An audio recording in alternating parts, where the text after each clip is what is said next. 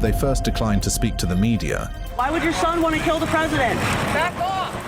No comment. No comment! Leaving the world, even the former president, with questions that needed answers. How did somebody get on that roof, and why wasn't he reported? Because people saw that he was on the roof. Now, in a shocking turn of events, the family of the shooter who tried to assassinate Donald Trump stepped into the spotlight with a series of revelations, piecing together the puzzles surrounding the incident that rocked the nation. Will they finally provide answers to what drove their son to such a shocking act? Are there secrets this family has been hiding? And most importantly, would there be implications for these revelations? We're about to find out.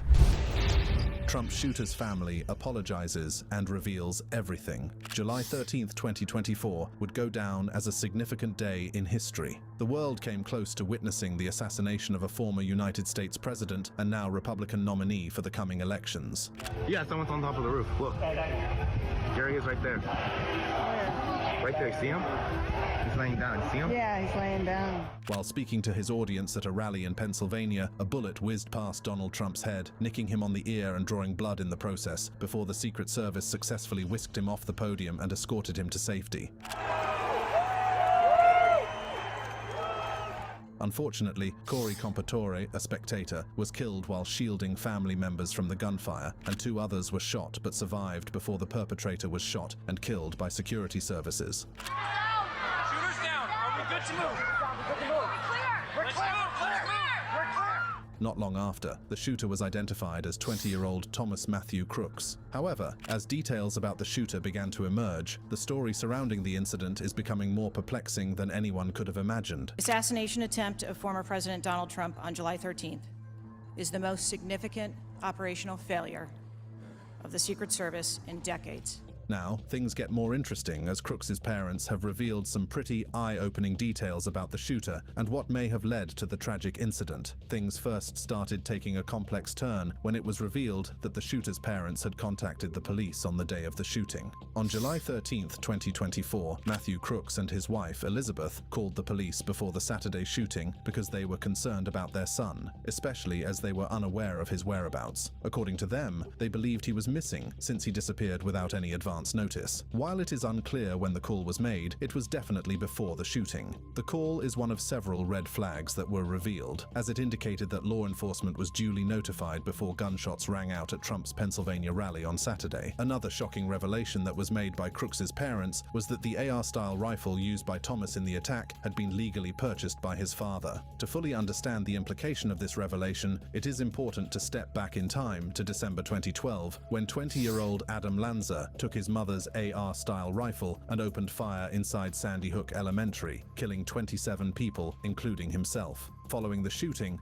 gun sales in America exploded, partly fueled by the threat of a fresh ban on the assault weapons that were deemed the firearm of choice for some of the country's most infamous killers. Among 2013's gun buyers was Matthew Crooks, who had a son in elementary school at the time. He had legally purchased an AR-style rifle that fired 5.56mm rounds. A decade later, and his own son, 20-year-old Thomas Crooks, armed himself with that same rifle atop a roof in Butler, Pennsylvania, and fired it 8 times in an apparent attempt to assassinate former President Donald Trump. We kind of took a few steps back to see exactly what was going on, and we seen the shooter at the bottom of the roof trying to kind of army crawl up the roof. That was also all. The shooter's family also revealed that they had an interest in shooting, and the family owned more than 20 legally purchased firearms. All of these firearms were kept in the family house. In fact, Thomas and his father are understood to have been members of Clairton Sportsman's Club in Clairton, Pennsylvania. The club is set in 180 acres of woodland and has a membership of more than 2,000 members. It also has facilities, including indoor and outdoor archery ranges, rifle ranges to 200 yards, pistol ranges, and dog training areas. This once again mirrors the pattern found with another infamous shooter, Ethan Crumbley, who carried out the Oxford High School shooting that ended the lives of 4 students. The Crumbley had a deep interest in firearms and owned 3 handguns.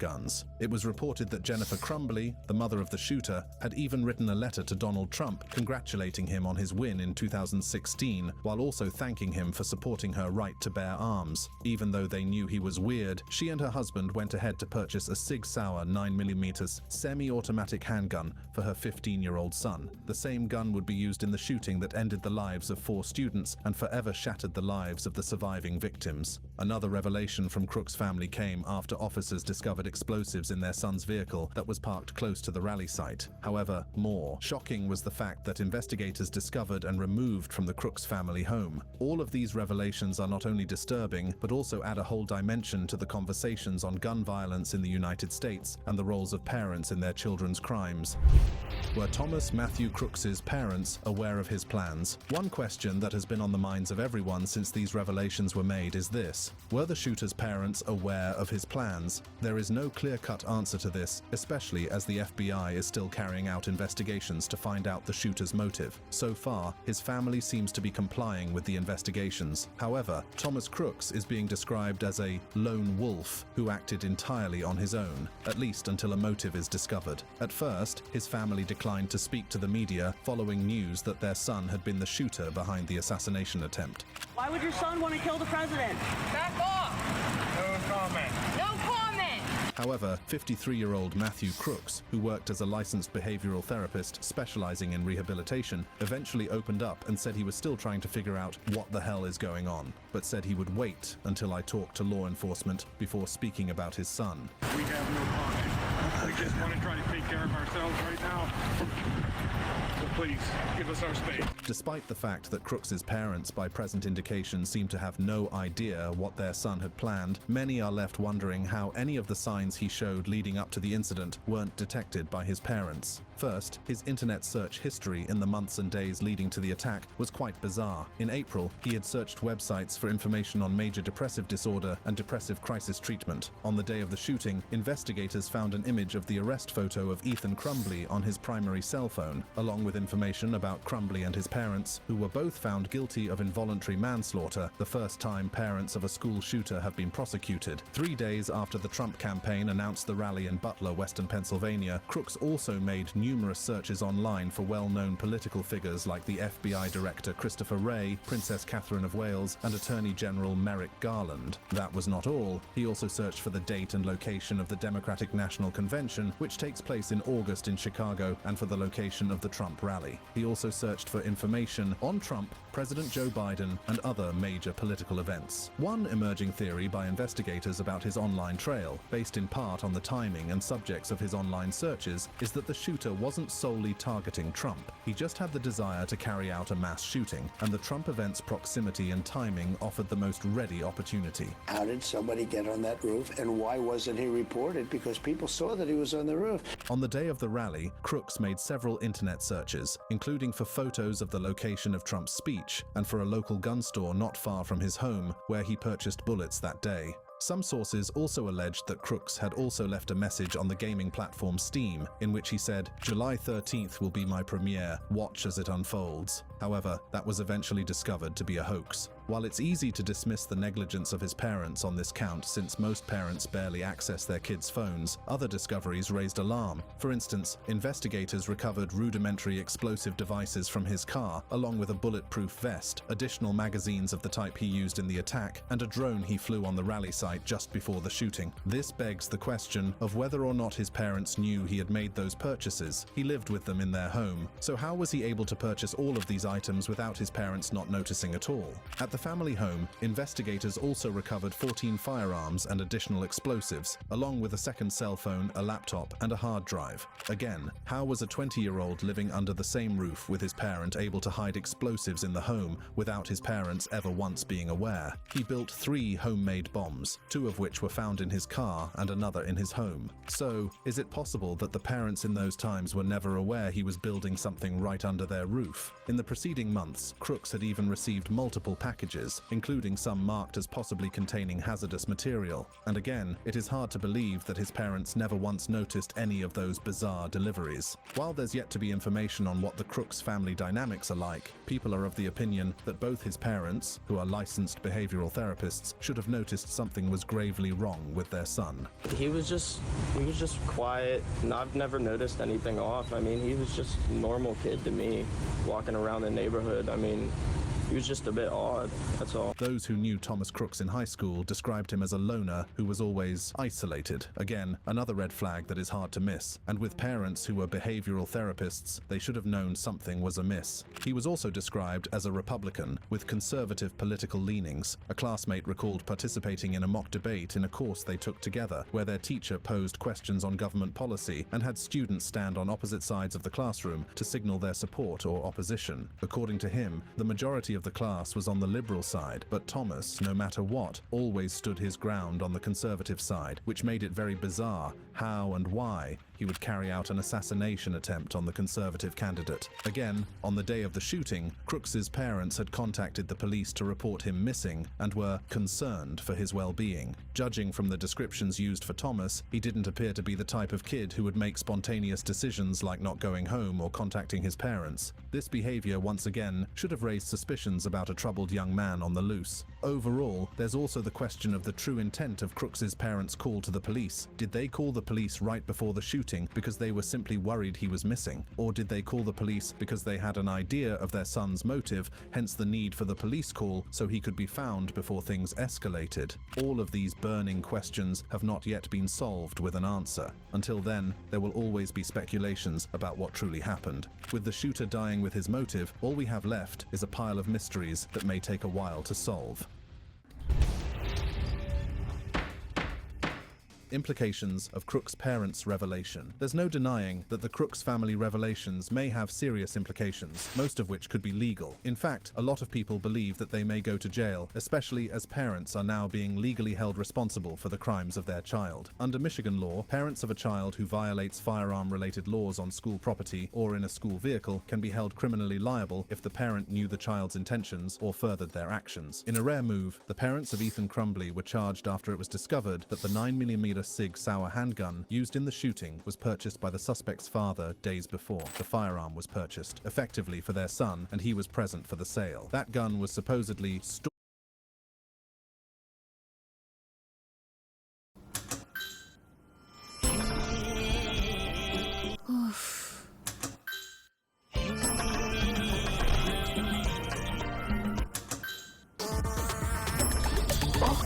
Trend in real life with Myntra. Shop from 50,000 trendy styles dropping weekly. Myntra Trend IRL.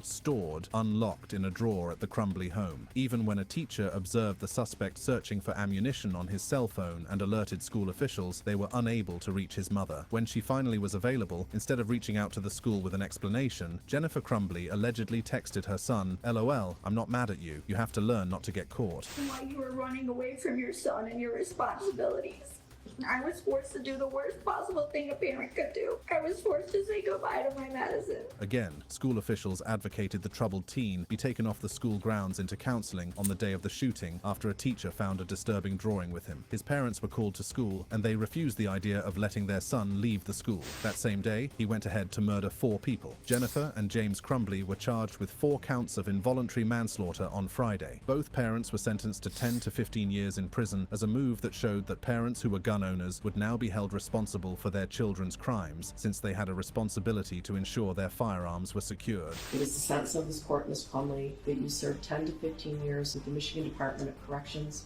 You will have credit for 858 days. This comes after a review of 105 school shootings committed by minors from 1999 to 2018, in which 84 instances showed that the origin of the weapon used was either being taken from the child's home or a relative's or friend's home. Also, the father of Highland Park shooter Robert Crimo Jr. faced charges after his son was convicted of fatally shooting 7 people to death during a July 4th parade in 2022. There are no words for the kind of evil that shows up at a public celebration of freedom, hides on a roof, and shoots innocent people with an assault rifle. At the time of the massacre, the gunman was too young to apply for a firearm license, so his father sponsored his application despite knowing his son had a history of behaving violently and suicide. Several months before the attack, a family member reported to police that the teenager had a large collection of knives and had threatened to kill everyone. He was arrested on December 16, 2022, and faced 7 counts of reckless conduct in relation to the shooting. On February 16, 2023, Crimo Jr. entered a not guilty plea to the charges involving the 2019 acquirement of his son's gun license and was sentenced to 60 days in prison and 2 years of probation. You understand by entering this plea of guilty today, you're giving up your right to have a trial. Other instances like that of Deja Taylor, who was sentenced to 2 years after her 6-year-old son shot his teacher in the classroom with a gun he had gotten from home, showed that parents were now going to be held criminally accountable for their child's shooting crimes. With the revelations about Crooks's family, they are likely going to face legal consequences for their son's crime. However, the implications have positives and negatives. In the case of the 3 parents we mentioned, their convictions were deemed a step towards accountability, especially as the guns had been readily accessible to their children. Similarly, this move to blame parents for their children's crimes could also go south. In 2017, Pennsylvania lawmakers reformed the state truancy rules after a Reading County woman, Eileen DiNino, was found dead in 2014 while serving a 2-day jail sentence for her children's truancy because she was unable to pay a $2,000 fine. I find it absolutely egregious that in the 21st century we're putting a mother behind bars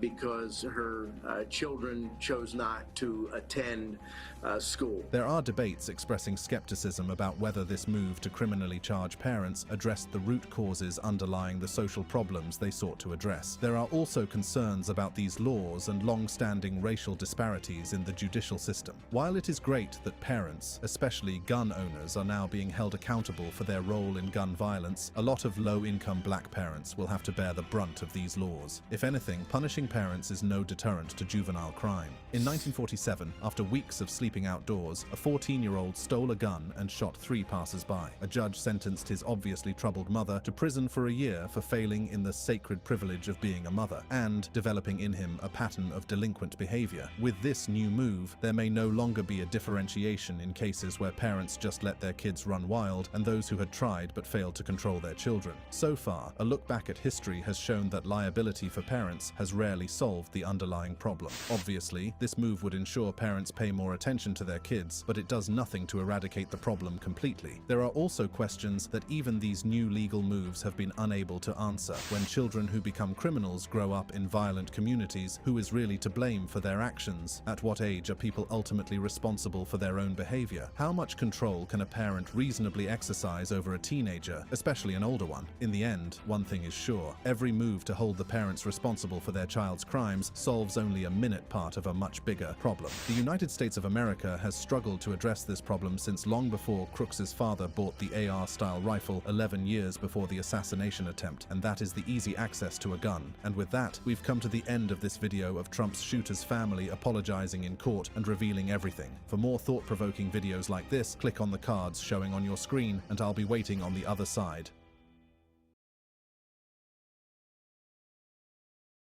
Recognizes Miss Marjorie Taylor Greene from Georgia. Thank you, Mr. Chairman. Ms. Cheadle, I'd like to remind you that you're under oath.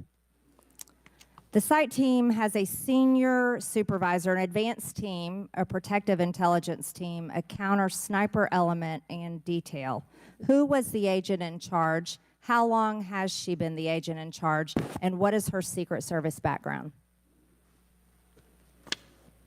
So I'm not going to provide a name. Why not?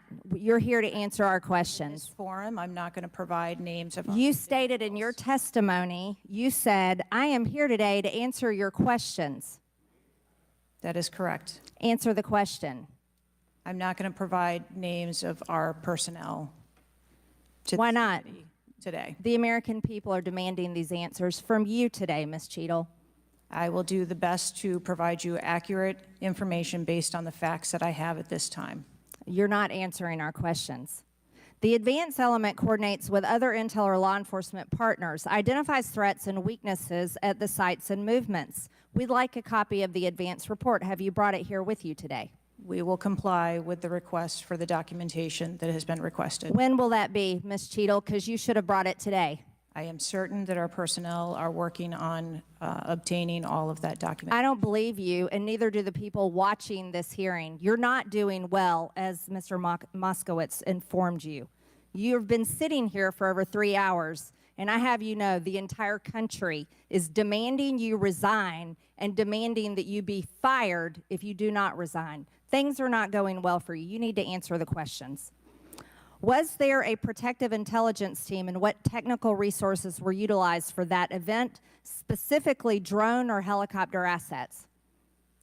There were a number of technical assets that were deployed for that event, and there was a protective intelligence team that was assigned to that event. Why was Crooks able to fly a drone over the entire area the day of the rally and the day of his assassination attempt? To my knowledge, he did not fly the drone over the entire area. How did he fly a drone over the area, period? Any part of the area? Again, I would have to go back and check the timeline of when that took place and when the event... Why didn't you bring the timeline with you today to answer our questions? I don't have all of the answers on the timelines based on the criminal investigation. Were you not prepared today to answer our questions? I am prepared to answer the questions based on the information and wanted to be able to provide. Do you have a timeline do you have a timeline at all from any of the day? I have a timeline that does not have specifics. That's shocking. That is absolutely unacceptable. That means you are a failure at your job. Let's talk about things that are prohibited in Trump rallies. And I've been to a lot of Trump rallies. Backpacks and bags, bicycles, firearms, any type of weapon, or any other item determined to be a potential safety hazard, like a rangefinder would be one. At 5:10, Crooks is first observed by one of the snipers, AGR Sniper 1, at the building. 5:10, President Trump was shot in the face at 6:11 p.m. 5:28, AGR Sniper 1 takes a picture of a bicycle and 2 bags. Those belong to Crooks. 5:32, AGR Sniper 1 spots Crooks looking at his phone and using a rangefinder. 5:55, Butler ESU Command confirms receipt of photos and states they have been relayed on. 6:05 p.m., AGR Sniper 1 later communicates that Crooks is seen moving northeast in direction of Sheets and that Crooks has a backpack. 2 minutes before the shooting, while President Trump has been allowed to take the stage, people see Crooks laying on his stomach in a sniper position on the roof, and they're yelling he has a gun, and they are trying to alert law enforcement and Secret Service. Why was Crooks not shot by the snipers? Why was he allowed to be there? As soon as the individual was identified as a threat, they were... No. What do you consider to be a threat? A man with a gun laying in a sniper position, a man that had a backpack, a man that had a bicycle, a man that had a rangefinder. At what point is he determined a threat? An individual with a backpack is not a threat. An individual with a rangefinder is not a threat. What about a man laying on a building that has direct line of sight of President Trump with a gun that people are screaming and pointing out? Is that a threat, Ms. Cheadle? Once that individual was identified, they were neutralized. No, they were neutralized. Crooks was neutralized after he shot President Trump in the face, Ms. Cheadle. Is he only a threat once he fires the weapon?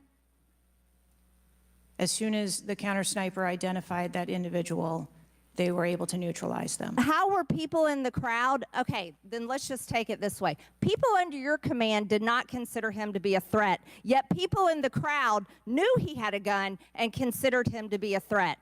That means that you are a complete failure as the director of the Secret Service, that people under your command don't perceive a man laying on a roof with direct line to the president with a gun. They don't perceive that to be a threat, yet the people in the crowd do. How is that possible? That's the last question, but please answer the question, Ms. Director. I'm not certain at this time how the information from the people in the crowd was relayed to any law enforcement personnel. No, you knew, that everyone knew. The people there knew that there was a danger. They knew there was a threat to President Trump, and it was allowed to happen. Was there a stand-down order, Ms. Cheadle? No. Was there a conspiracy to kill President Trump? Absolutely not. Then how did this happen? And why are you still sitting here not turning in your letter of resignation?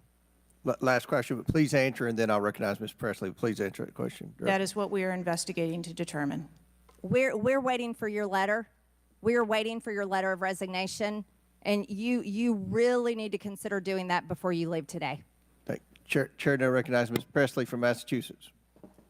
Thank you. No one. Your business is bound to fail if you do not stop doing these three things. First, doing everything by yourself. It's a very bad idea. This is one of the most common traps that most business owners make. And think about it, you can't do everything by yourself consistently, and that's why your business will fail. Second, doing sales and marketing by yourself. If sales and marketing is dependent on you, then you're the only person carrying the burden of your business, and it is not scalable because one person cannot be a hero to generate sales and marketing for an entire organization. Third, not learning how to build systems so that everything gets automated and you can focus on growth and expansion of your business. Think about it.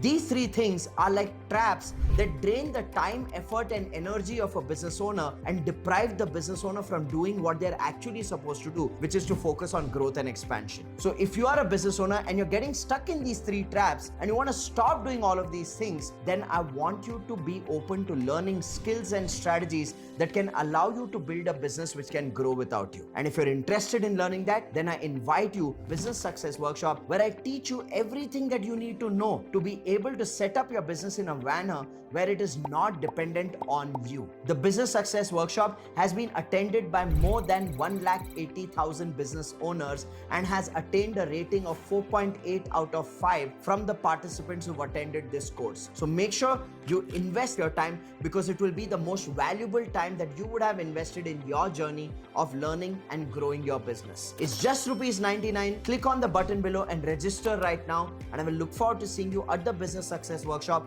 And after you register and complete the training, you will receive bonuses worth ₹5,000 as well. I'll see you inside in the Business Success Workshop.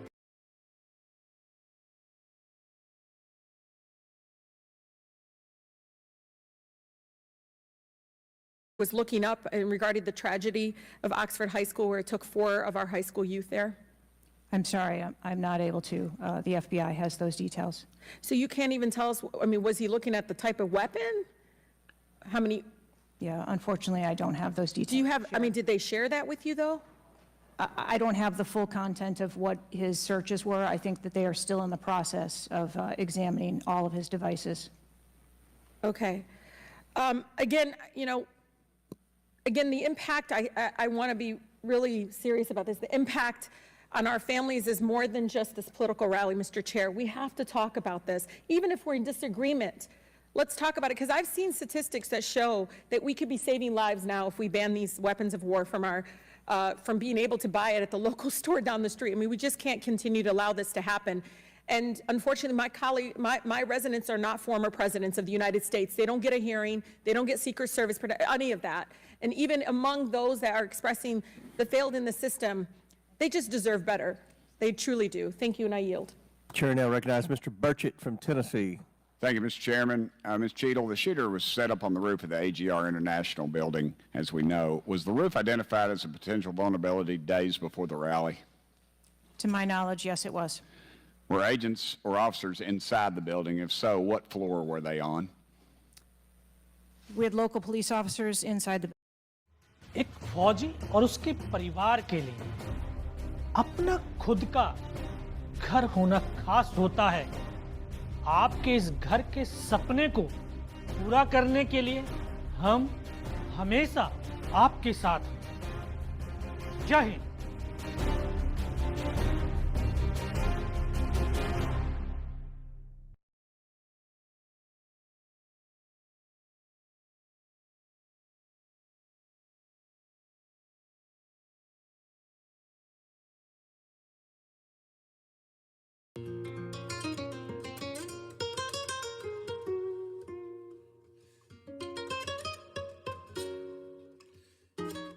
जेड़ी डांगी उत्ते जड़े या तू कोके भी मशहूर जेड़े नारा नाल करदा है धोखे भी मशहूर जेड़ी फोन उत्ते करदा है ओके भी मशहूर नाले पॉपी दे ब्लड चीर चीर रखदा मेरे शहर च तू बड़ा बदनाम मुंडिया उंज गड्डियां दे नंबर शरीफ रखदा शहर च तू बड़ा बदनाम मुंडिया उंज गड्डियां दे नंबर शरीफ रखदा तेरा ਮੈਨੂੰ ਛੱਡੀ ਰਹਿਣ ਦੇ ਮੇਰੀ ਤੇਰੇ ਨਾਲ ਜੇ ਲੱਗੀ ਆ ਤੂੰ ਲੱਗੀ ਰਹਿਣ ਦੇ ਲੋੜੋਂ ਵੱਧ ਪੁੱਛਣਾ ਸਵਾਲ ਸੁਣੀਏ ਆਪੇ ਲੱਗ ਜੂਗਾ ਪਤਾ ਰਹਿ ਕੇ ਨਾਲ ਸੁਣੀਏ ਜਿਹੜੇ ਪੜਦੇ ਨੇ ਕੰਨ ਤੇਰੇ ਘਰੋਂ ਡੱਕਰੇ ਐਵੇਂ ਵੇਲਿਆਂ ਸ਼ਰਾਰੂਆਂ ਨੇ ਥਾਵਾਂ ਘੇਰੀਆਂ ਜਾਂ ਤੇ ਅਸਮਾਨ ਵਿੱਚ ਬਾਜੀ ਉੱਡਦੇ ਜਾਂ ਤੇ ਉੱਡਦੀਆਂ ਬਿੱਲੋ ਅਫਵਾਹਾਂ ਮੇਰੀਆਂ ਜਾਂ ਤੇ ਅਸਮਾਨ ਵਿੱਚ ਬਾਜੀ ਉੱਡਦੇ ਜਾਂ ਤੇ ਉੱਡਦੀਆਂ ਬਿੱਲੋ ਅਫਵਾਹਾਂ ਮੇਰੀਆਂ ਨਿਕਲੀ ਨਾ ਬਾਹਰ ਭਰੀ ਡੱਬ ਤੋਂ ਬਿਨਾਂ ਨਾਲੇ ਉੱਡਦਾ ਨੀ ਤੂੰ ਕਦੇ ਅੱਗ ਤੋਂ ਬਿਨਾਂ ਮੈਨੂੰ ਬਹੁਤਾ ਤਾਂ ਨਹੀਂ ਪਤਾ ਨਾਲ ਜਿੱਤਣ ਦੀ ਤੇਰੇ ਦਿਨ ਕੱਢਿਆ ਤੂੰ ਕਿਹੜਾ ਪੰਗੇ ਜੱਬ ਤੋਂ ਬਿਨਾਂ ਫੈਸਲੇ ਤੂੰ ਕਰੇ ਜਿਵੇਂ ਟੌਮੀ ਸ਼ੈਲਬੀ ਨਾਲੇ ਹੱਥਾਂ ਵਿੱਚ ਵਿਸਕੀ ਜਿਨੀ ਤੂੰ ਰੱਖਦਾ ਮੇਰੇ ਸ਼ਹਿਰ 'ਚ ਤੂੰ ਬੜਾ ਬਦਨਾਮ ਮੁੰਡਿਆ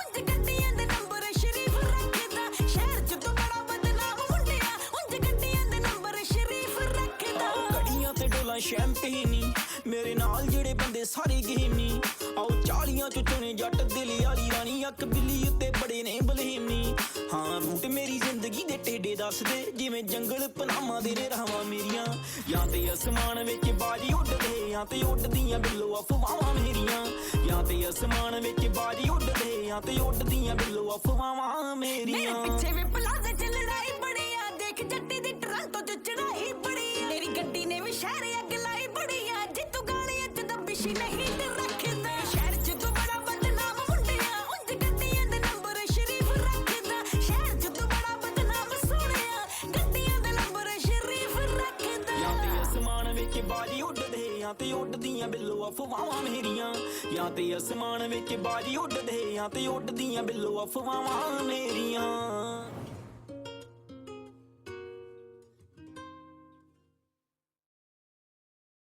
The building. The roof looks like it's a tin roof. How did no one inside that building hear someone moving on top of a metal roof? I don't have the details of all of the interviews that have been conducted yet. When will you have those? I have been asking, and I want to have that information as soon as you do Okay. as well. Why did Secret Service fail to block the line of sight from that roof? I think that the Secret Service put together a plan where they were counting that roof in as part of their overwatch, and that was the plan that they had put in place that day. If you weren't going to put a security personnel on the roof, why not at least use drone technology or aerial surveillance to monitor the rally? There are a number of times that we do use drone technology. I'm not speaking specifically to this event and what was utilized or not. There are times when drone technology is available and helpful at events, and there are times when it is not appropriate. Do y'all use Signal? Do you personally use Signal to communicate with any official from the White House? Signal on your phone. On occasion, I'm sure that there are people that use Signal, yes. Okay. Do you use it to speak with the White House? Use Signal? No, I do not. Okay. When was Thomas Crooks first identified as a person of interest? Let me help you. At 5:10, he was spotted with a rangefinder at 5:51. And when did Secret Service notice him? Again, I don't have those specific timelines, but it was a relatively short period of time. Let me help you. 5:52. Ms. Cheadle, why was President Trump allowed on stage 10 minutes after the Secret Service spotted a suspicious individual? That seems to me to be the worst thing of all. Of all the breakdown and all this communication, all the BS you've been feeding us here today or not feeding us, that seems to be the question. So as I've stated before, there are a number of events where suspicious people may be identified. That doesn't necessarily... Ma'am, I submit to you, you got a guy who's going to be the next president of the United States. He's on stage. I've been to these events. We've all been to these events. A car backfires, and there's a 15-minute dadgum wait. That's not acceptable. Did the Secret Service tell President Trump they'd spotted a suspicious individual before he was shot? I am unclear as to what the communication was with the former president at that time. I'll take that as a no. Did y'all deny President Trump's request for more security, yes or no? And when was the most recent request for additional security? The rally request for security, all of those requests were fulfilled. And were there any personnel redirected to Jill Biden's rally? No. Who made the decision on the direction of agents at either one of those rallies? I'm unclear as to your question on the direction of the agents. I said, who directed those agents to be at Miss Biden's rally or President Trump's rally? Those specific agents. So there is a methodology in which agents are available for assignments, and they are assigned based on either geographic location or logistics or flight. Ma'am, I appreciate all that, but that methodology about got President Trump killed. Was the security detail guarding President Trump a temporary detail? The personnel who are assigned to the former president's detail are assigned to him. Why was there a different detail on the opening night of the convention than the detail that was guarding him in Pennsylvania? The president has a very large permanent protective detail assigned to him. They work shift work, and so it could be that people you saw at the rally were not working the same shift the day that he was. I can assure you, ma'am, somebody that's a lot shorter than the president was not at the convention, and the people that were cowering down behind the mass of agents that were on top of the president were not in the convention hall. At least I didn't see them. You can't seem to answer a single question about an ongoing investigation, ma'am, and you don't know when the information will be released publicly. Are you waiting for the administration to sign off? No, I am waiting for the results of the investigation, at which time. Okay. Let me ask you one more question. You found explosives in the shooter's possession. Is that correct? The FBI found explosives. Do we know who directed this young man how to make those explosives? I believe that the FBI is still looking into that on their investigation. Ms. Cheadle, you said that the buck stops with me, and I agree. I don't think you should resign. I think you should have been fired. Ma'am, you are a DEI horror story. I've told my daughter multiple times, my wife and my daughter, we talk to her all the time about how she's going to succeed in life. She'll succeed in life by achieving. Ma'am, you have not achieved today. You've let the American public down. If it was up to me, you'd be gone. Thank you, Mr. Speaker, Mr. Chairman. Chair now recognizes Ms. Crockett from Texas. Thank you so much, Mr. Chair. And let me just pick up where my colleague from Tennessee left off. Director Cheadle, was the incident on July 13th due to DEI, or rather systemic failures in communication and potentially safety protocols? The incident on the 13th has nothing to do with DEI. The incident on the 13th has to do with a failure or a gap either in planning or communication. Thank you so much. In fact, I have a few articles that I will enter into the record once I wrap up that actually acknowledge a number of women specifically for their valor in their service, whether it's been in various levels of law enforcement. But, you know, I want to stick here for just a second, because earlier you had a conversation in which there was a discussion about training. And I want to talk about training, and I want to talk about the fact that there's been a little bit of dancing around as it relates to this being a suspicious person and this being a situation that was perceived to be a threat. And it seems as if there's a different analysis that takes place. One of my questions has to do with if you have any bias training that your officers undergo. And the reason that I ask that, because as a civil rights lawyer, I have learned so many times in having to deal with law enforcement that there usually is not a perception of a threat when it is a young white male, even if they are carrying a long gun. Yet a lot of times, at least in this country, when it comes to law enforcement, there is a perceived threat just by somebody having a little bit more melanin in their skin. So I'm curious to know, because a lot of times, one of the things that we have consistently pushed for on my side of things, and when I say my side, is once we are looking at a tragedy in which law enforcement made an error, is the bias training and whether or not our officers are getting it. So I'm curious to know, in some of the training that you talk about that is part of your budget, has bias training been part of that? Yes, it is. Okay, thank you. I know that today is a... अरे ओ पंडित जी, अरे कौन है ये भैया जी? पंडित जी कौन है भैया जी? अरे कौन है भैया जी? भैया जी, पॉलिटिक्स की बात करें तो सत्ता पक्ष को विपक्ष और विपक्ष को सत्ता पक्ष करने के मास्टरमाइंड भैया जी। उनके फावड़े ने हजारों कुकर्मियों को इस संसार से मुक्त किया है। एक समय था जब मात्र उनकी कहानियां सुनकर कुकर्मी अपना कुकर्म त्याग देता था। उस समय सरकार भी वही थे, प्रजा भी वही थे, क्राइम भी वही थे, कानून भी वही थे। रॉबिन हुड है क्या? रॉबिन हुड नहीं है वो, उसका बाप है।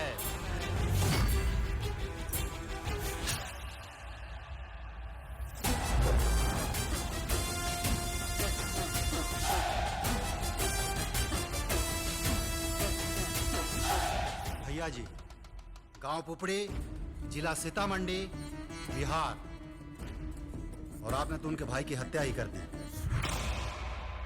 तो अब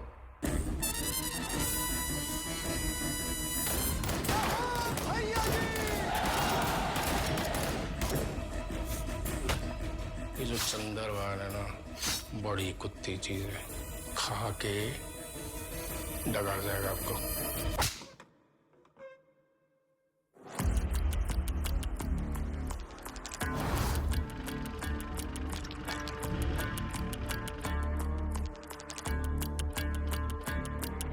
अब निवेदन नहीं, नरसंहार होगा, नरसंहार।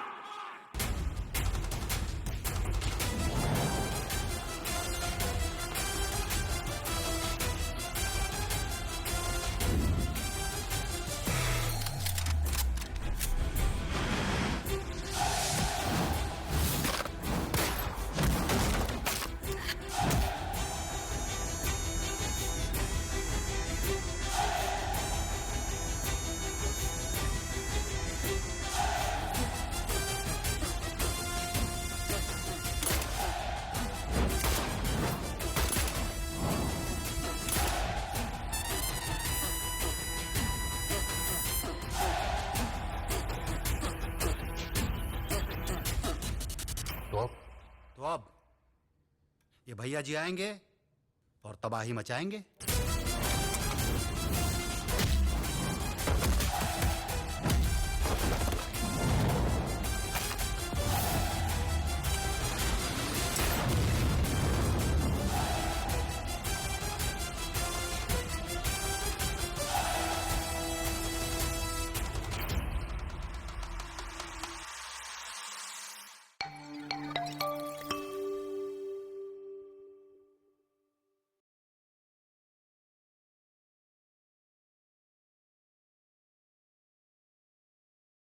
As a rough day, and on that day in Pennsylvania, it was a rough day. And the reality is that I understand it, and you may or may not know the answer to this question. In the space in which this event took place, it was an open carry space. Is that correct? That is correct. Okay. So I hail from the state of Texas, and interestingly enough, I was serving in the state house right after there was a mass shooting in El Paso. We had an opportunity to do right by our citizens in Texas, but we did not. Instead, they passed permitless carry.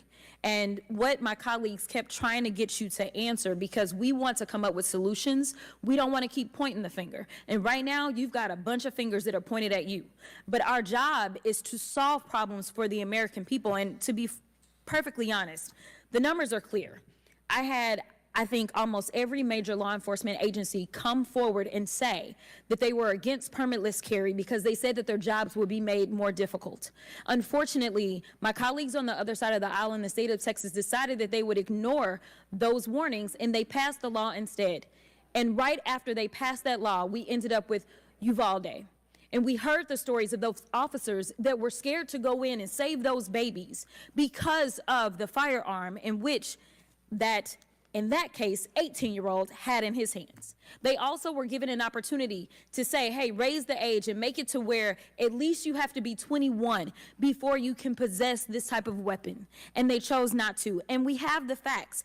It shows, and I'll enter this into the record as well if there is no objection, deaths from firearms keep climbing in Texas decades after lawmakers began weakening gun regulations. That is from the Texas Tribune. Without objection, so ordered. Thank you so much.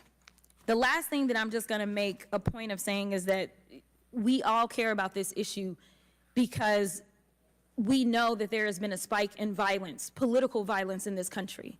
Are you aware of the fact that the numbers are higher right now? Yes. Okay.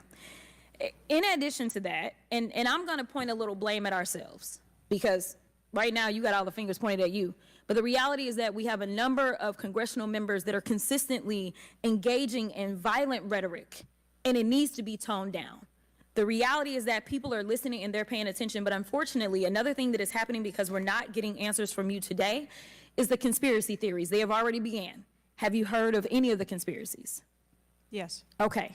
The problem with these conspiracies is that when people believe that, say, the President of the United States ordered a hit, or they believe it was an inside job, or whatever conspiracies they believe because they don't have any facts in front of them, that potentially incites the next level of violence at the next event in retaliation for this. So we are only begging for your job as it relates to being the director, as well as the men and women that you are protecting as their director, that you keep them safe by making sure that the American people have the information that they need so that they can feel as if Secret Service is on the side of the American people. And ma'am, I don't doubt the Secret Service is on the side of the American people. But right now, so long as these conspiracy theories continue to fester, it is going to make your job that much harder. Thank you so much, and I yield. Chair now recognizes Ms. Marjorie Taylor Greene from Georgia. Thank you, Mr. Chairman. Ms. Cheadle, I'd like to remind you that you're under oath. The site team has a senior supervisor, an advanced team, a protective intelligence team, a counter sniper element, and detail. Who was the agent in charge? How long has she been the agent in charge? And what is her Secret Service background? So I'm not going to provide a name. Why not? You're here to answer our questions. This forum, I'm not going to provide names of. You stated in your testimony, you said, I am here today to answer your questions. That is correct. Answer the question. I'm not going to provide names of our personnel. Why not? Today. The American people are demanding these answers from you today, Ms. Cheadle. I will do the best to provide you accurate information based on the facts that I have at this time. You're not answering our questions. The advance element coordinates with other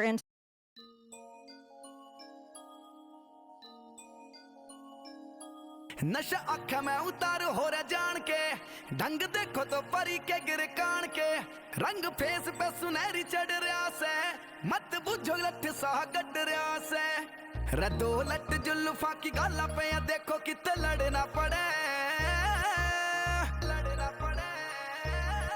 जद मट के पता सो हंस हंस के कसम तेरा फूल से जड़े जद मट के पता सो हंस हंस के कसम तेरा फूल से जड़े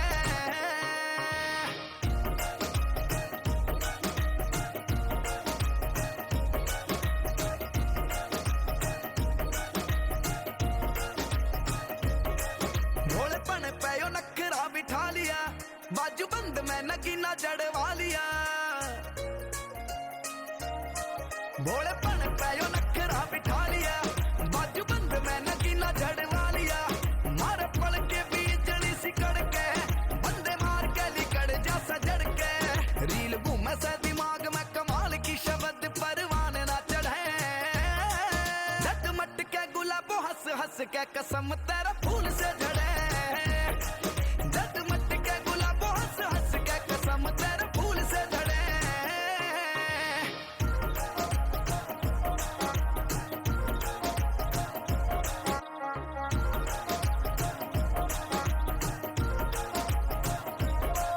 तेरी चोटी आगे फैल से सनेक भी मौका जान देना हाथा ते तू एक भी तेरी चोटी आगे फैल से सनेक भी मौका जान देना हाथा ते तू एक भी हद कर दे सयोर भी सिंगर के जब चल छोटी छोटी डींग धर के तेरी जितनी तारीफ करे भागना रे कालजे में तार से भिड़े जद मट के पता सो हंस हंस के कसम तेरा फूल से झड़े जद मट के पता सो हंस हंस के कसम तेरा फूल से झड़े जद मट के पता सो हंस हंस के कसम तेरा फूल से झड़े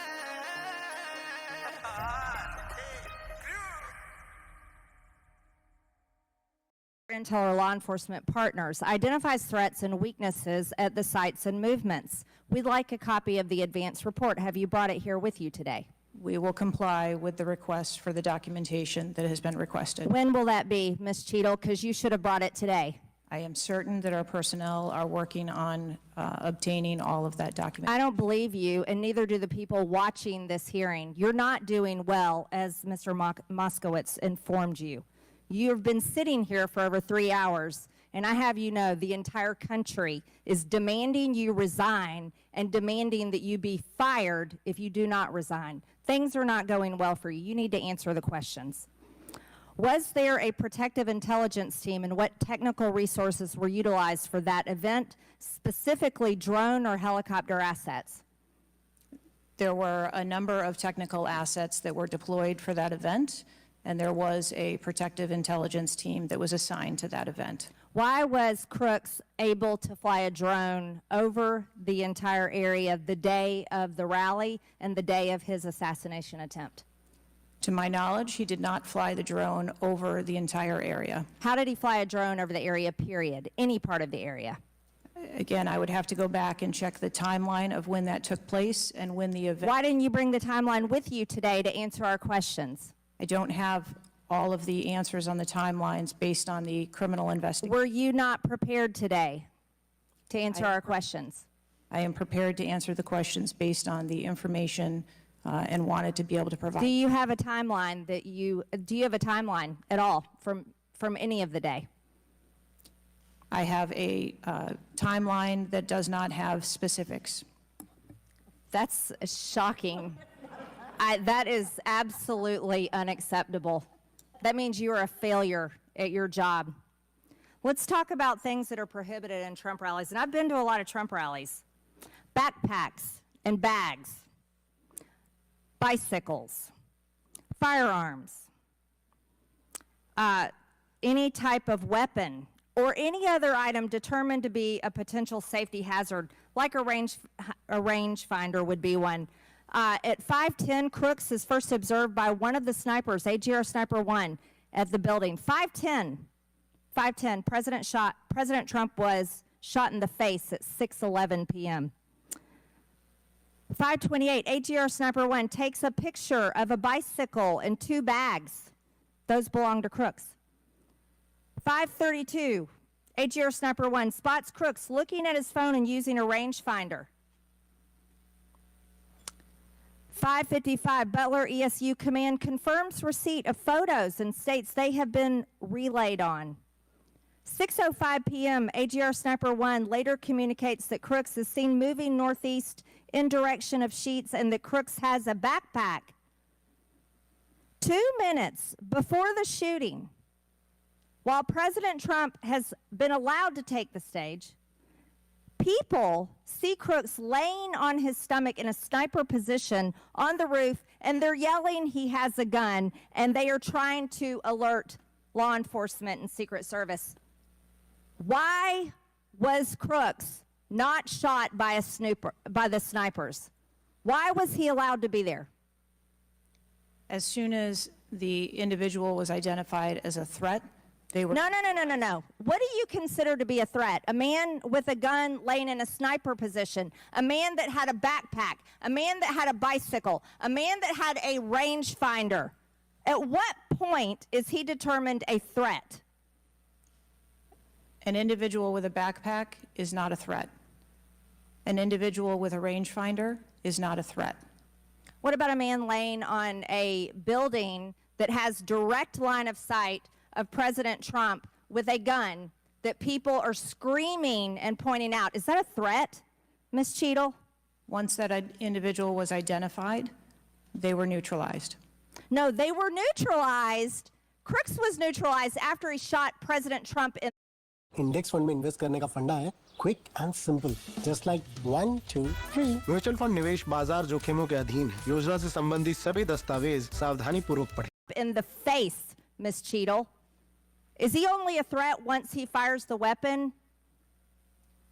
As soon as the counter sniper identified that individual, they were able to neutralize them. How were people in the crowd? Okay, then let's just take it this way. People under your command did not consider him to be a threat, yet people in the crowd knew he had a gun and considered him to be a threat.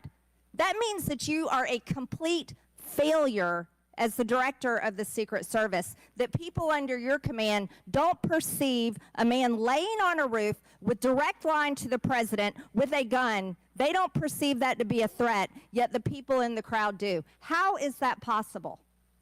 That's the last question, but please answer the question, Ms. Director. I'm not certain at this time how the information from the people in the crowd was relayed to any law enforcement personnel. No, you knew, that everyone knew. The people there knew that there was a danger. They knew there was a threat to President Trump, and it was allowed to happen. Was there a stand-down order, Ms. Cheadle? No. Was there a conspiracy to kill President Trump? Absolutely not. Then how did this happen? And why are you still sitting here not turning in your letter of resignation? Last question, but please answer, and then I'll recognize Ms. Presley. Please answer that question. That is what we are investigating to determine. We're waiting for your letter. We're waiting for your letter of resignation, and you really need to consider doing that before you leave today. Thank you. Chair now recognizes Ms. Presley from Massachusetts. Thank you. No one, absolutely no one should fear for their life at a political rally, in a classroom, in a faith house, or in their home. We must do something about political violence in all its forms and gun violence in all of its forms. Now, Director Cheadle, you have noted that numerous investigations are ongoing related to the Secret Service response, and that we can expect a report in the next 60 days. With the election nearly 100 days away, that is an unacceptable timeline, and it makes people less safe.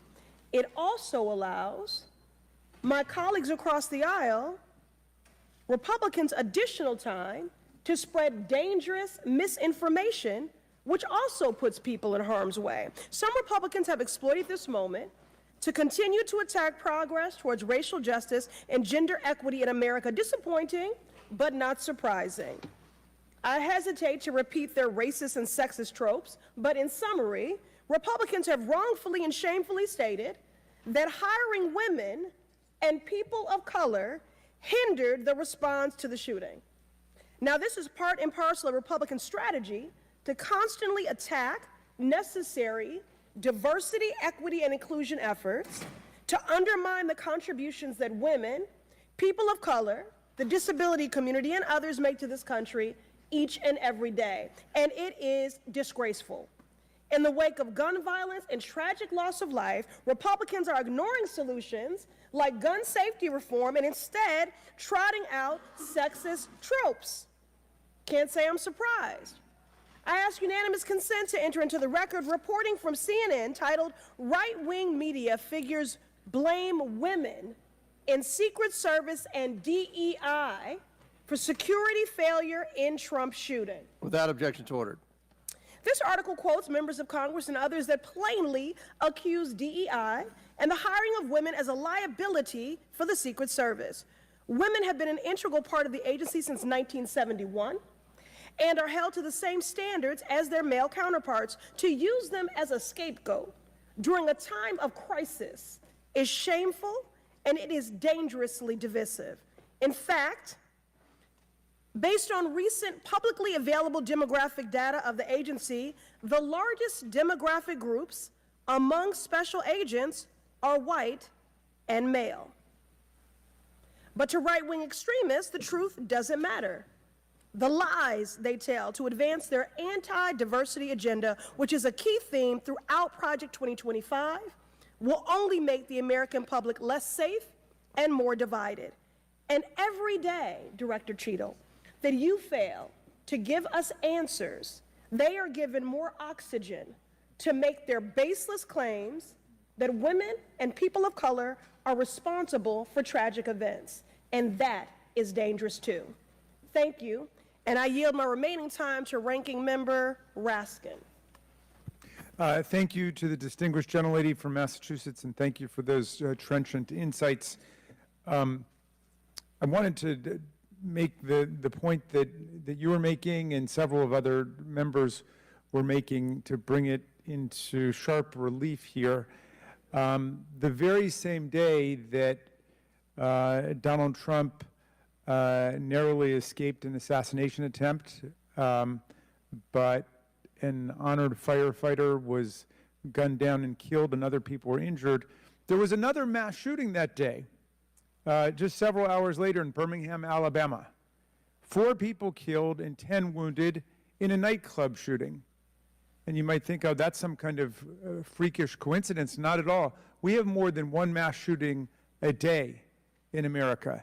They are so commonplace now that they are barely reported in the national news. It's, of course, local news in Birmingham, Alabama, that 4 people were killed and 10 other people were shot and seriously wounded, being treated at the hospital.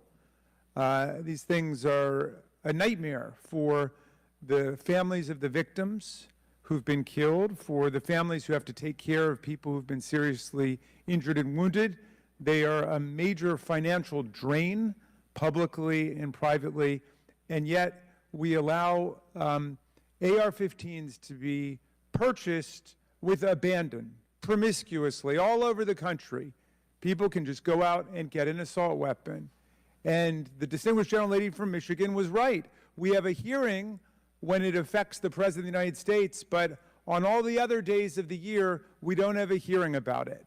And I think it is because of an honest disagreement we have about the Second Amendment. There are some people who think the Second Amendment means you've got the right to arm yourself with whatever weaponry you need to overthrow the government of the United States, and we reject that as a false interpretation of the Second Amendment and a false interpretation of the Constitution.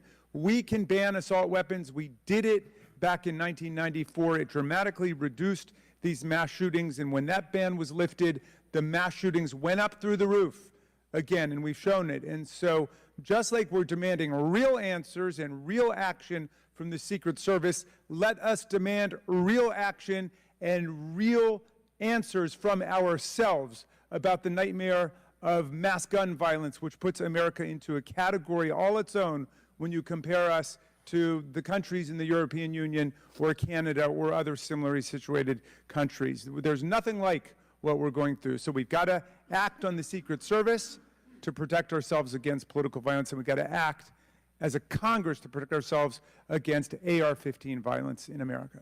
Chair recognizes Ms. McClain from Michigan. Thank you, Mr. Chairman. And first of all, I want to thank the Secret Service agents, those who work tirelessly to protect our president, and specifically those agents who did not hesitate to jump in front of President Trump. And my heart goes out to the family of the Comptoir family and the people at the rally who are still recovering. On the other hand, the Secret Service has a leadership problem, and it falls on you. And although I appreciate your hollow words that the buck stops here, I was actually hoping for some answers. Director Cheadle, you must answer to the American people if you want to stay in charge. It's really, really simple. You want to keep your job, right? Absolutely. Okay. The best way to keep your job is to answer the questions. Not play this shell game, not sing the Slim Shady song, wasn't me? I mean, come on. How long did you prepare for this hearing? I've been preparing for this hearing over the weekend and into last week. Okay, 5 days, 6 days? As soon as I was notified. And how long was that? About this hearing. Okay, 4 days? I began preparing. 4 days, 3 days? I'm not sure the date that I got the letter asking me to be here. What are you sure of? Are you sure the color of your hair? Are you sure the color of your suit? I'm just, like, tell the American people, what are you sure of? You don't even know when you started preparing for the hearing? I mean, the biggest hearing of your life, and you have no clue? You can't remember when you started preparing for this hearing? Can you understand why those words seem hollow to the American people who are supposed to entrust their faith in you? I assure you, the moment I received notification. But you can't remember. You got a little Alzheimer's, dementia going? I mean, what, you can't remember. I have several active investigations going on and an operational agency to run. Okay. All right. But you want to take accountability, right? The buck stops with you, right? I am taking accountability. Super. Then let's start with trying to answer some questions. You keep referring to the FBI. When asked how many shell casings were on the roof, You referred to the FBI. When asked if there were explosives in the car, you referred to the FBI. When asked if Crooks was acting alone, you referred to the FBI. See a common theme here? I can go on and on. My question is, who at the FBI should I speak with? Wait for it. Wait for it. The FBI is responsible for the criminal Is there a name? I'm not certain. I'm not certain. Who at All the right, here we go. FBI I'm is not running the certain. I don't know.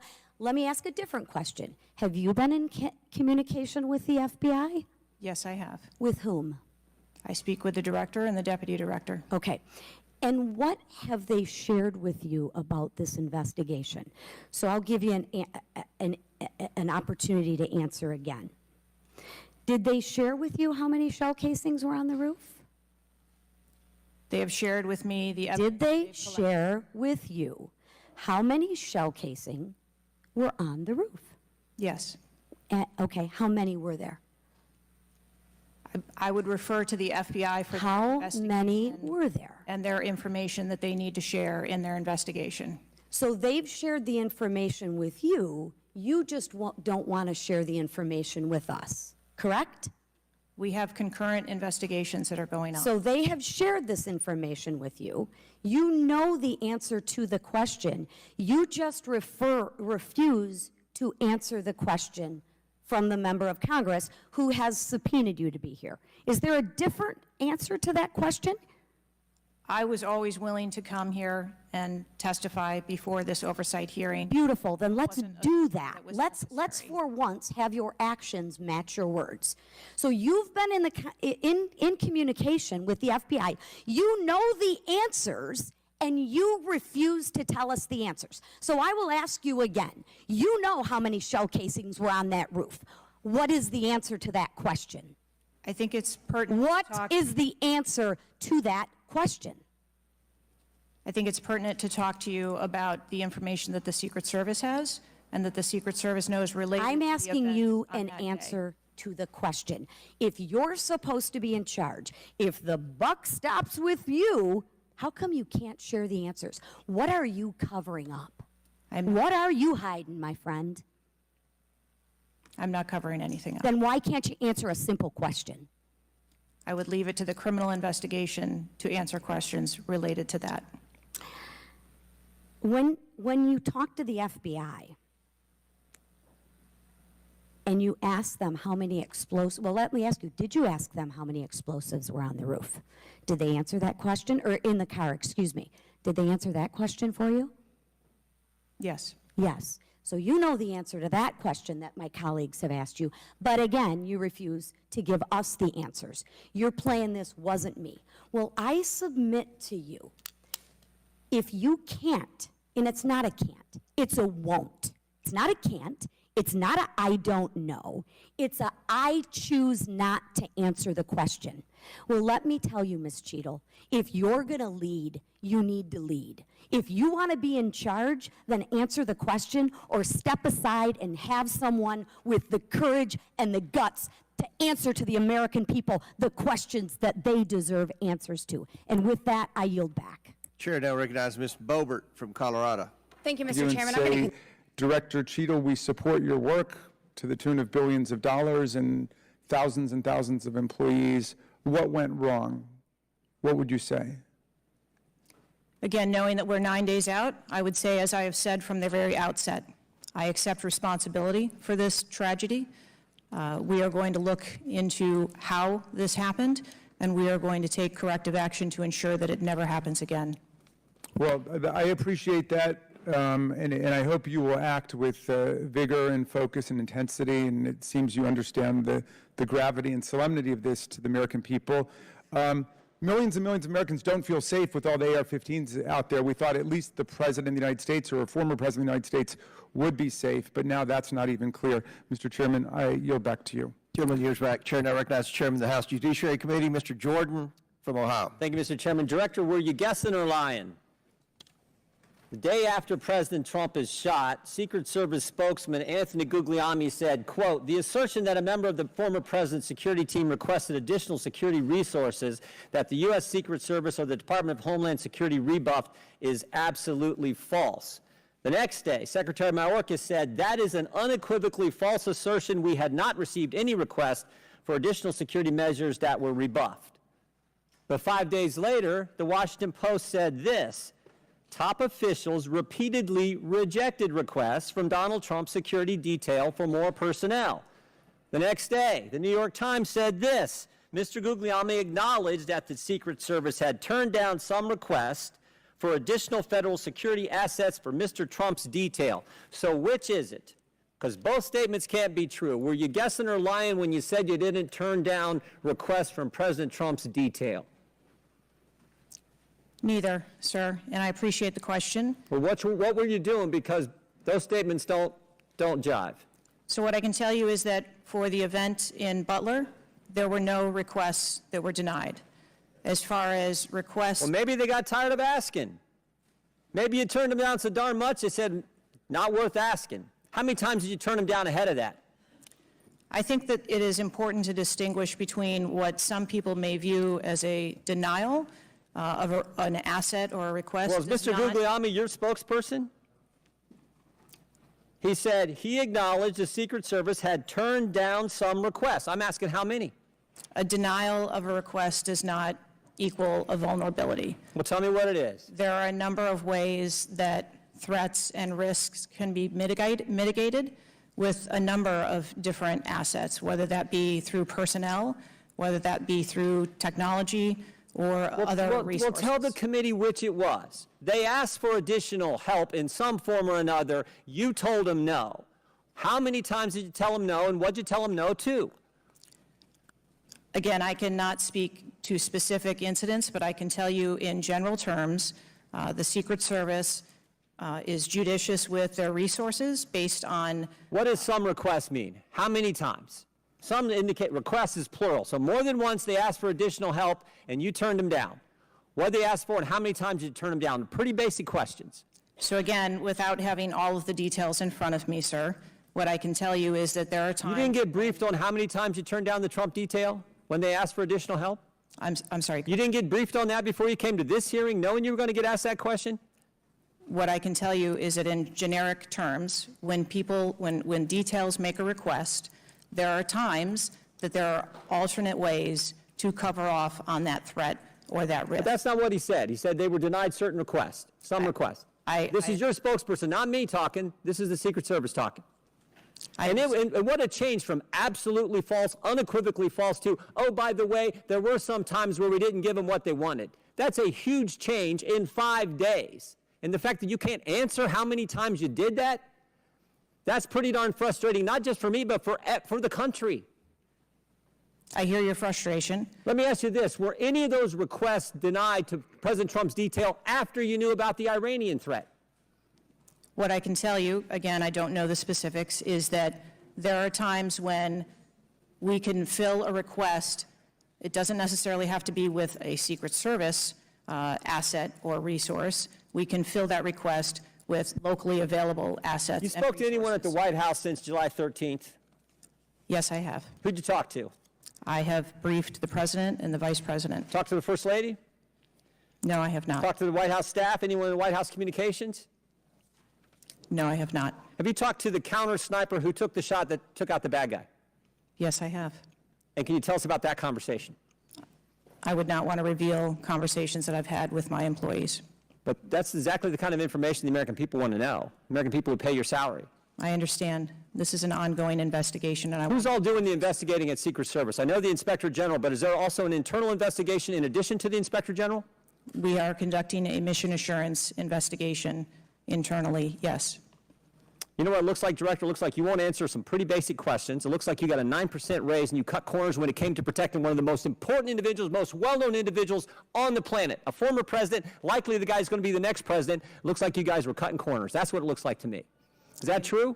I am here today because I want to answer questions, but I also want to be cautious. You might want to, but you haven't answered, I don't think you've answered one question from the chairman, the ranking member, or me.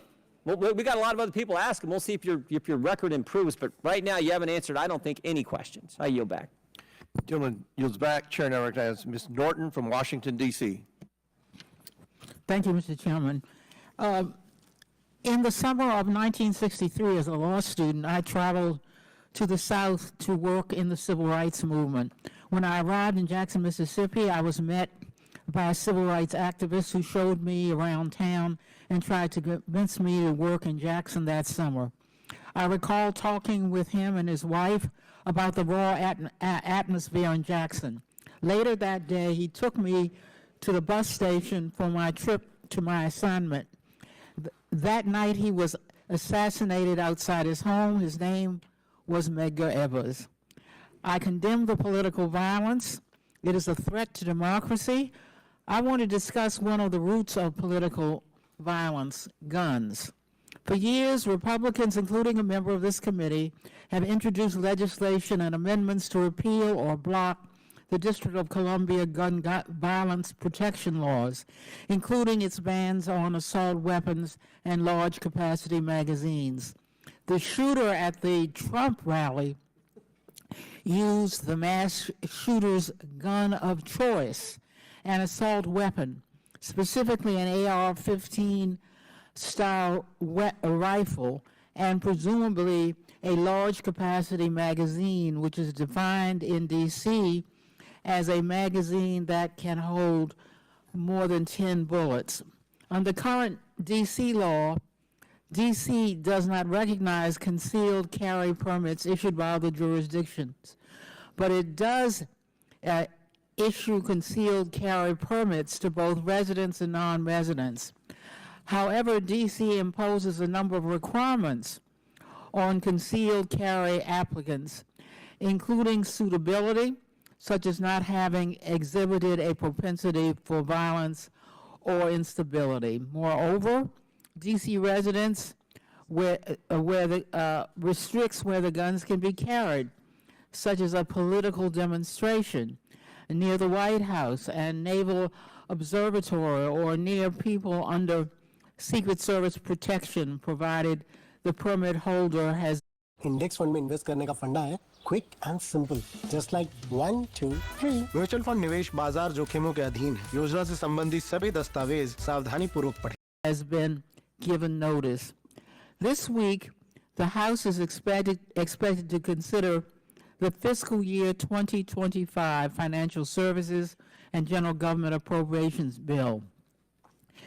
This Republican drafted bill would allow an individual with a permit to carry a concealed handgun issued by a state or territory to carry a concealed handgun in D.C., regardless of that jurisdiction's permit requirements. A Republican has filed an amendment to that provision to allow such an individual to carry a magazine of any size with that handgun. In short, the pending bill and amendment would allow any person with a carry permit issued by another jurisdiction to carry a concealed handgun with a magazine of any size in any location in the District of Columbia. The Secret Service is responsible for protecting a large number of people and facilities in D.C. Director Cheadle, would Secret Service protectees in D.C. be safer or less safe if people who have exhibited a propensity for violence or instability could carry a concealed handguns in D.C.? I think being a Secret Service agent and an officer or a law enforcement officer in any state is difficult. They are required to make decisions and snap judgments in the blink of an eye. And I think that the officers and the agents that work here in the D.C. area do a great job of monitoring the public and reacting to threats as appropriate when they arise. Would Secret Service protectees in D.C. be safer or less safe if people in D.C. could carry concealed handguns with large capacity magazines? I think, ma'am, that we work in parameters where we travel around North America and the rules on open carry and concealed carry are different from state to state, and that is part of what the Secret Service takes into account when we develop a security plan. Obviously, anyone that comes into one of our protective sites, we would establish magnetometer support, metal detectors that personnel would have to process through, eliminating that potential. Would Secret Service protectees in D.C. be safer or less safe if more people could carry handguns in D.C.? I think, again, as I stated, ma'am, we want to make sure that we provide a safe environment for all of our protectees, and whatever measures we would need to put in place for a secure site, we would do so. I yield back. Gentlelady's time's expired. Chair now recognizes the Chairman of the House Intelligence Committee, Mr. Turner from Ohio. Director Cheadle, your opening statement indicates that the Secret Service constructed a security plan for the site in Pennsylvania. I'm assuming that security plan would also include the security footprint for the site, but it also would be based upon a threat assessment for the threats associated with Donald Trump and the crowd in attendance. Would it not include a threat assessment? Yes, it would. So that threat assessment, as we know, basically would have started with, there's a generalized threat against Donald Trump because he is a presidential candidate. Then it would have gone to he's a former president, and he gets security coverage just as Bush, Clinton, Carter, Obama do.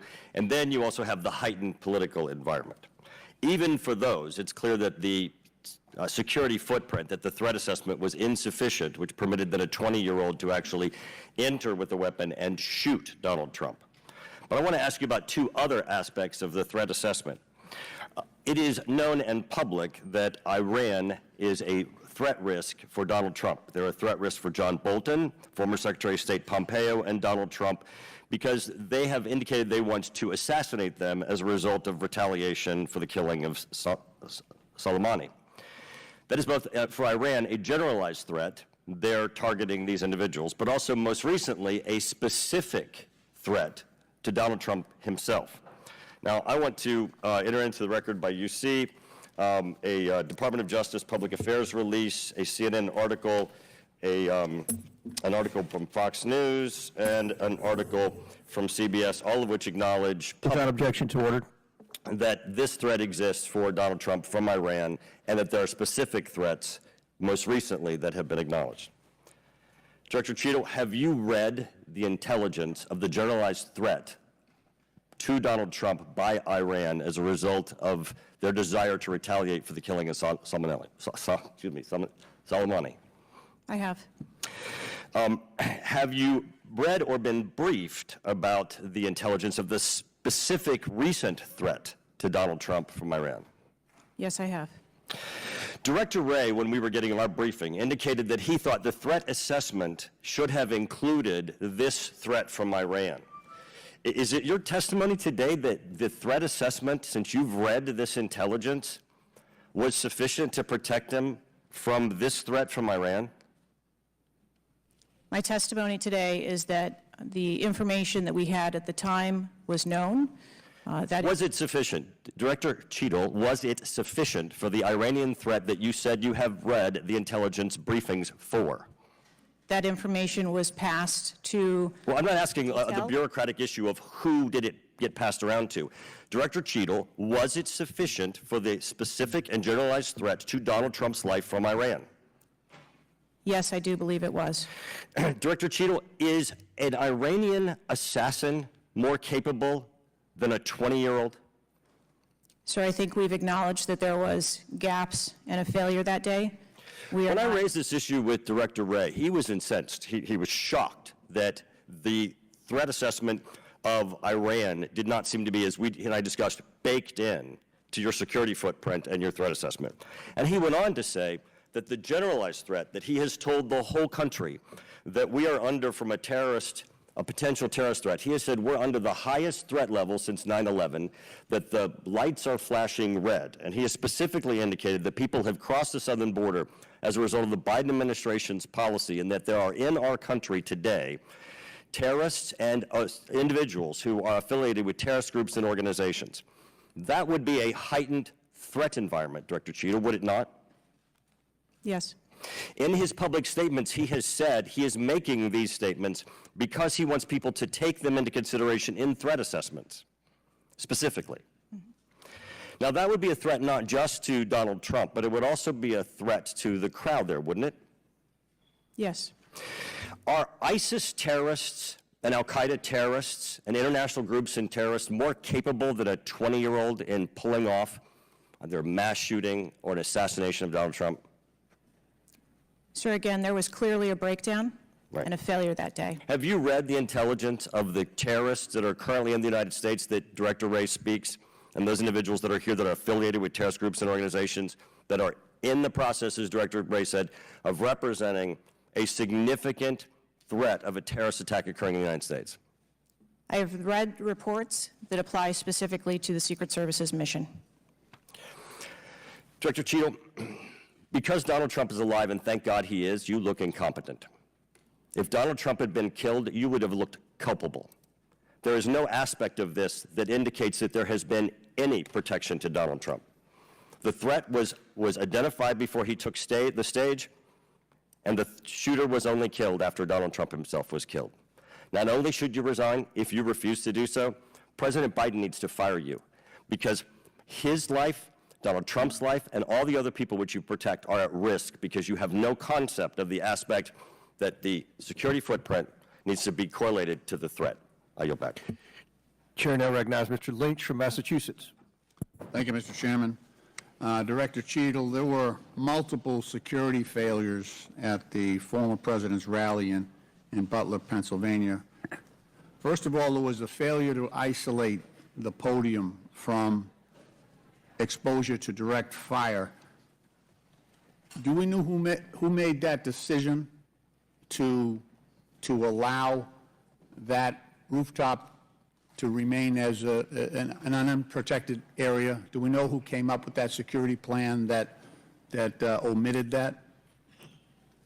Sir, I don't have a specific person to identify for you. Okay, well, that's what I'm looking for, so let's move on. There's also a breakdown in security and failure to confront the shooter over an hour before the former president began his remarks, when the shooter was identified as a person of interest. What particularly allowed agents or law enforcement to identify him as a person of interest? So I appreciate the question, and again, I will say that we are 9 days out, and there are a multitude of interviews that are still taking place. Okay, so did he have a rangefinder? There were some reports that the individual had a rangefinder. That would certainly raise my suspicion. Did he have a rangefinder? Yes, he did, but may I explain that at a number of our sites, especially when you're at outdoor venues, a rangefinder is not a prohibited item.